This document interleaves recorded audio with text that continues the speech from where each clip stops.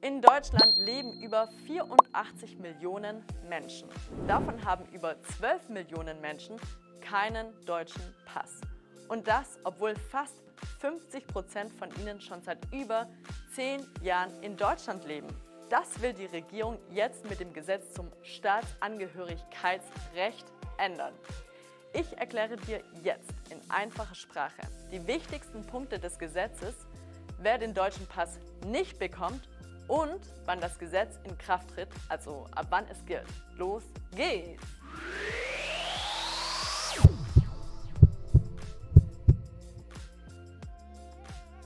Die wichtigsten Punkte des Gesetzes. Erstens. Bisher musste man oft seinen alten Pass aufgeben, wenn man den deutschen Pass haben wollte. Mit dem neuen Gesetz sollst du deinen alten Pass behalten dürfen.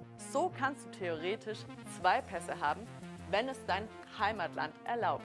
Dafür musst du unter anderem nachweisen, dass du gut integriert bist, gut Deutsch sprichst und genug Geld zum Leben hast.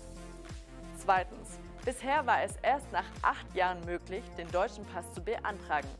Mit dem neuen Gesetz soll das schon nach 5 Jahren möglich sein. Und wenn du besonders gut integriert bist, dann ist es auch schon nach 3 Jahren möglich. Besonders gut integriert bedeutet in dem Fall, dass du zum Beispiel besonders gut im Job bist, dich ehrenamtlich engagierst, sehr gut Deutsch sprichst und genug Geld für dich und deine Familie zum Leben hast. Drittens. Deine Kinder bekommen ohne weiteres den deutschen Pass zu dem Pass deines Heimatlandes, wenn sie in Deutschland geboren sind und du und/oder dein Partner ein unbefristetes Aufenthaltsrecht haben und du und/oder dein Partner seit mindestens 5 Jahren in Deutschland rechtmäßig, also nach dem Gesetz, leben. Bisher ging das erst nach 8 Jahren. Viertens. Für Gastarbeiter in Deutschland sollen die Regeln zur Einbürgerung einfacher werden. Sie müssen dann nur beweisen, dass sie genug Deutsch sprechen, um in Deutschland zu leben. Gastarbeiter müssen auch keinen Einbürgerungstest machen, um den deutschen Pass zu bekommen. Wer bekommt den deutschen Pass nicht? Deutschland ist eine freiheitliche Demokratie. Hier herrscht Meinungsfreiheit, Pressefreiheit, Glaubensfreiheit, Gleichheit aller Menschen und vieles mehr.